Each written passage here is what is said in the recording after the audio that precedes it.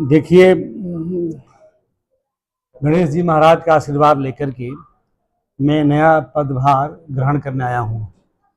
इंदौर में नए पुराने दायित्व को लेकर के मैं पहले भी यहाँ रहा हूँ और यहाँ की मोर और लेस तासीर को मैं जानता भी हूँ। तो मुझे उम्मीद है कि अभी जो मैं पदभार ग्रहण किया हूँ, इस समय कमिश्नरेट और ग्रामीण अलग अलग ज़िले हैं, तो बेहतर समन्वय रहेगा, ये मैं भरोसे के साथ आपको कह सकता हूँ। दूसरी बात, क्योंकि सुबह सुबह आज मैंने अपना चार्ज एसपी धार को सौंपा हूँ और वहाँ मीडिया के बंधु से मैं रूबरू नहीं हो पाया, तो आप सबके माध्यम से सबसे पहले मैं धार की पूरी जनता को, धार के पूरे पुलिस परिवार को, धार की जनप्रतिनिधियों को और धार के मीडिया बंधुओं को, प्रिंट मीडिया हो, इलेक्ट्रॉनिक मीडिया हो, कलेक्टर साहब को, रेवेन्यू विभाग हो, शासन के जितने विभाग हैं, जिस तरह से समन्वय से और टीम वर्क से वहाँ काम हुआ, जिसके कारण धार पुलिस से जनता का भरोसा जीत पाई, उसके लिए सबका मैं आभारी हूँ। जहाँ तक इंदौर ग्रामीण का सवाल है, इंदौर ग्रामीण के 2 जिलों में तो मैं एसपी रह चुका हूँ। जब मैं इंदौर में पोस्टेड था तो ग्रामीण सब एक ही था, तो मोर और लेस यहाँ के इलाकों से भी वाकिफ़ हूँ। तो मेरा पूरा प्रयास रहेगा कि बेहतर संवाद के चलते लोगों में पुलिस के प्रति भरोसा कैसे बढ़े, इस दिशा में काम होगा। अपराधियों के प्रति सख्त रवैया रहेगा, उसमें कहीं कोई कोताही नहीं की जाएगी, लेकिन साथ ही जो आम जनता है, जो नीडी लोग हैं, उनके पास त्वरित न्याय कैसे पहुँचे, उनकी पुलिस किस तरह से सहायता कर सके, इस पर भी फोकस रहेगा। सामुदायिक पुलिसिंग, कम्युनिटी पुलिसिंग मेरे जेहन में है। मैं जहाँ भी रहा, सांप्रदायिक सामाजिक सौहार्द बढ़ाने के लिए, अपराध पर नियंत्रण करने के लिए, कानून व्यवस्था संभालने के लिए सामुदायिक पुलिसिंग करता रहा। मैं इंदौर में भी था तो एकता पंचायत चलाया था, उज्जैन में था तो जीवन मित्र योजना चलाया था, राजपुर झाबुआ में मैंने खाटला बैठक के माध्यम से लोगों तक पहुंचा। तो मैं लोगों के बीच खुद जा करके उनकी समस्या सुन करके त्वरित न्याय देने का प्रयास करता हूँ। इसके साथ ही जो भी क्रिमिनल एलिमेंट्स हैं, उनके साथ सख्ती भी मैंने काफ़ी करी है, जिससे जनता को न्याय मिलने में सुविधा हो। ये सारे काम चलते रहेंगे। आपके माध्यम से मैं यह भी बताना चाहूँगा, जो मेरे प्रभार के ज़िले हैं, उसमें भी बेहतर पुलिसिंग कैसे हो, जनता का कैसे भरोसा बढ़े और अपराधियों पर सख्ती के साथ लोगों तक कैसे न्याय पहुँचे, इस पे काम होगा। काफी गैंग वहां पर आकर अवैध तरीके से सप्लाई करके हथियार भी ले जाती है, तो उसको रोकथाम को लेकर क्या कदम उठाए? देखिए, इस दिशा में मैंने बहुत काम किया है। धार में, खरगोन में, बड़वानी में और बुरहानपुर में एक सिगलिगर समाज हुआ करता है, जो लोग अवैध शस्त्र निर्माण करके बाहर सप्लाई करते हैं। तो धार जिले में करीब 4-5 गांव ऐसे हैं जहां पे इनका डेरा है और वो लोग अवैध हथियार बना करके सप्लाई करते हैं। तो मैं अपने पूरे कार्यकाल में उस पर बहुत काम किया। मैंने 13 वहाँ फैक्ट्रियाँ पकड़ी हैं, 734 मैन अवैध आर्म्स पकड़े हैं।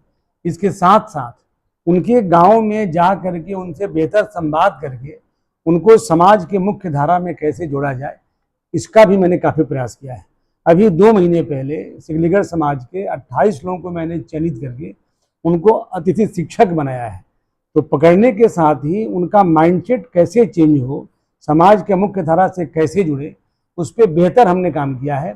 मैंने शासन के को एक प्रस्ताव भी भेजा हुआ है। ये जो समाज है, जो वर्षों से उपेक्षित है, इनके बीच जाकर के इनकी समस्याओं को सुन करके उनको विकल्प के रूप में किस तरह से काम दिया जाए, इस पर भी मैंने काम किया है।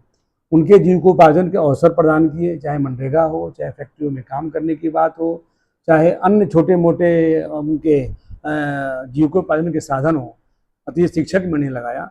इस तरह से मुझे पूरा भरोसा है, मैं आज यकीन के साथ कह सकता हूँ कि धार जिले के जो सिगलीगढ़ समाज के लोग हैं, उनका माइंडसेट बहुत चेंज हुआ है। अब वो लोग अवैध गतिविधि से हट करके समाज की मुख्य धारा से जुड़ गए हैं और उस पर सतत मेरी निगाह रहेगी। ऐसी कोई सूचना मिलेगी तो सख्त कार्रवाई भी होगी। डीजी साहब के निर्देश में अभी कुछ ही दिन पहले ड्रग के विरुद्ध नशे से दूरी है जरूरी एक बहुत बड़ा अभियान चलाया गया था, जो पूरे मध्य प्रदेश में काफ़ी सक्सेस रहा। डीजी साहब के निर्देश में, मध्य प्रदेश शासन के निर्देश में धार जिले में भी हमने हर स्कूल में, हर गांव में, हर छात्रावास में कस्बे में हम लोगों ने ये अभियान चलाया था। तो सबसे पहले लोगों को जागरूक करके इससे कैसे अलग रहें, इसके दुष्परिणाम को बता करके यहाँ भी वो काम जारी रहेगा। साथ ही ड्रग के लिए जो सप्लाई चेन है, जो सप्लाई करते हैं, जो रिसीव करते हैं, उस पर काम करना बहुत आवश्यक होता है। हम लगातार काम करते रहेंगे क्योंकि तो सामाजिक कोड है, इसको से निपटना हमारी पहली प्राथमिकता भी रहेगी, इसमें हम काम करेंगे। सर, ग्रामीण क्षेत्रों में आसपास के इलाकों में अवैध तरीके से शराब का एक गढ़ बन चुका है, कई लोग बना कर देते हैं, उनको रोकथाम के लेकर कुछ कदम उठाए जाएंगे? बिल्कुल, इस पे हमने पिछले दिनों अपने क्षेत्र में, मुझे लगता है कि जितनी जब्ती और जितनी सीजर हमने शराब की करी है वो रिकॉर्ड होगा। हमने बहुत बड़ी बड़ी बड़ी गाड़ियाँ, फैक्ट्री भी पकड़ी है। हमने अवैध धंधा करने वालों लोगों के खिलाफ रासुका भी किया है, जिला बदर भी किया है, और जो देसी शराब बनाते हैं उनकी फैक्ट्रियों को नेस्तनाबूद भी किया है। क्योंकि मैं 2 जिले में एसपी रहा हूँ तो नेटवर्क थोड़ा बहुत मुझे पता है, तो उसको और नेस्तनाबूद करने का प्रयास करेंगे। सर, कई बार देखने में आता है ग्रामीण क्षेत्रों में जो थाना प्रभारी आते हैं वो या तो रिलैक्स मोड में होते हैं या फरियादी की सुनवाई नहीं करते, तो उसकी मॉनिटरिंग करने के लिए कुछ कदम उठाए जाएंगे? देखिए, सामुदायिक पुलिसिंग मैं बहुत करता हूँ। धार जिले में अलीराजपुर जिले के जितने भी सरपंच हैं, जितने भी गांव के लोग हैं, सब मेरे से जुड़े हुए हैं, और मैं संपर्क से लोगों में ऐसा भरोसा पैदा करने का प्रयास करता हूँ कि जनता मुझे सीधे बताती है। आप तो थाना प्रभारी की बात करते हैं, बीट प्रभारी कहाँ जा रहा है, क्या कर रहा है, इसकी सूचना सीधे मेरे पास आ जाती है।